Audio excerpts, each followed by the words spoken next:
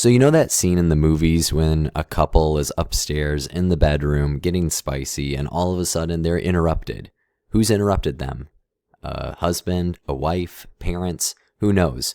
Well, it turns out that scene isn't anything new to cinema. In fact, it goes all the way back to the poetry of people like John Donne some 400 years ago. So today, we're going to figure out what exactly is going on in this spicy and yet touching poem, The Sun Rising. Okay, first thing you need to know about John Donne is that he is conceited, but not like he's full of himself conceited. I mean, he might have been, I don't know, he lived a long time ago. He's conceited in the fact that he likes to use conceits, which are long, elaborate metaphors. And for a long time, literary critics called him a metaphysical poet and said he was terrible because he used conceits. But then T.S. Eliot said, hey, I like this guy, and everyone likes T.S. Eliot. So they're like, hey, this guy must actually be awesome. And since then, hundreds of years after he died, John Donne has become one of the most well-read and beloved poets, and this is by far one of his top 3 most famous poems. So let's dive right into the first stanza, shall we? Okay, so the stanza reads, busy old fool, unruly son, why dost thou thus through windows and through curtains call on us? Must to thy motions lovers' seasons run? Saucy pedantic wretch, go chide late schoolboys and sour prentices. Go tell court huntsmen that the king will ride. Call country ants to harvest offices. Love all alike no season knows nor clime, nor hours, days, months, which are the rags of time. So right away we get an answer to that conceit. There's a couple and they are interrupted, but the tradition of the interrupted lovers is not a parent or a spouse, it's actually the sun itself, coming through the window.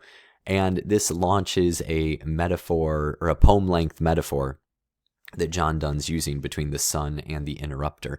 Now, in blue, I pointed out the reaction to the sun, and it seems like our speaker is saying that love is not bound by the sun.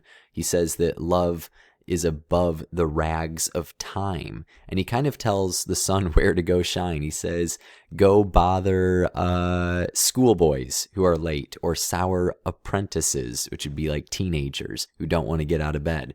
Go tell the huntsmen that have to ride early, you know, hunters get up early, or even farmers, the country ants that have to go to harvest. So all these people that should have to get up early, schoolboys, teenagers, you know, hunters, farmers, love should not have to get up early. Love should not have to obey the rags of time, as he says. Stanza 2. Thy beams so revered and strong, why shouldest thou think? I could eclipse and cloud them with a wink, but that I would not lose her sight so long.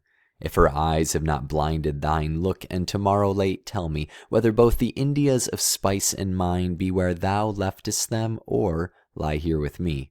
Ask for those kings whom thou sawest yesterday, and thou shalt hear all here in one bed lay. So look at that second definition I gave you, the Indias of spice and mine. These are spices and valuable jewels like that are in a mine, and the speaker is pointing out that these things are kept inside. And in the green, I kind of highlighted that the speaker believes love is more powerful than the sun. He says he could eclipse it with a wink, except he doesn't want to lose the sight of the person he's with, which is a very sweet line. And then he points out that important things are kept inside with him, not outside with the sun. And he's basically said that everything valuable is here in this one bed, in this one bed chamber, and that he could block out the sun anytime he wanted to. So we've gone from love should not obey the sun to love is more powerful than the sun. And in our final stanza, the poem takes another interesting turn. She's all states and all princes, I, nothing else is.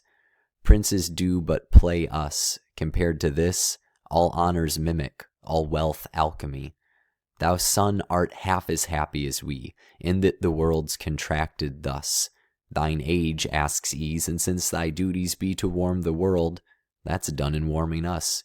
Shine here to us, and thou art everywhere.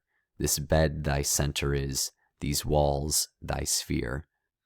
So here you see that love is now greater than the world itself. The metaphor continues to extend. Princes are acting like them. The royalty acts like them.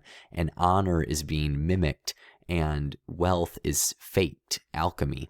So now love is stronger than everything in the world. So we've gone from telling the sun to get out of there, telling the sun that love is more powerful than it, telling the sun that love is more powerful than everything in the world, or at least that the world is confined to this bedchamber.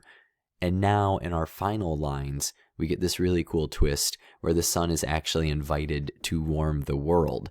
And by the world, it means these two people. So he says to the sun, hey, your job is to warm the world. And since that's done in warming us, as long as you're here, you're everywhere. So it's this beautiful conversation between a man and the sun, just because he doesn't want to get out of bed. And it becomes this gorgeous love poem with a lot of fun lines and plays on words. And I went through it kind of quickly, but there's a lot more that you could dive into here. One kind of final thing that's interesting is that at this time people were debating whether or not the sun went around the earth or the earth went around the sun.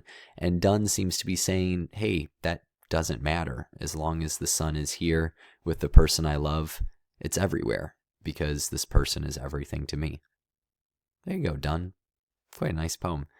Some lasting influence here. The two-time poet laureate Billy Collins wrote a wonderful poem about memorizing the sun rising. You should check that out. I also have some other videos here if you're interested in them. And hey, if you got to the end of this video, well done.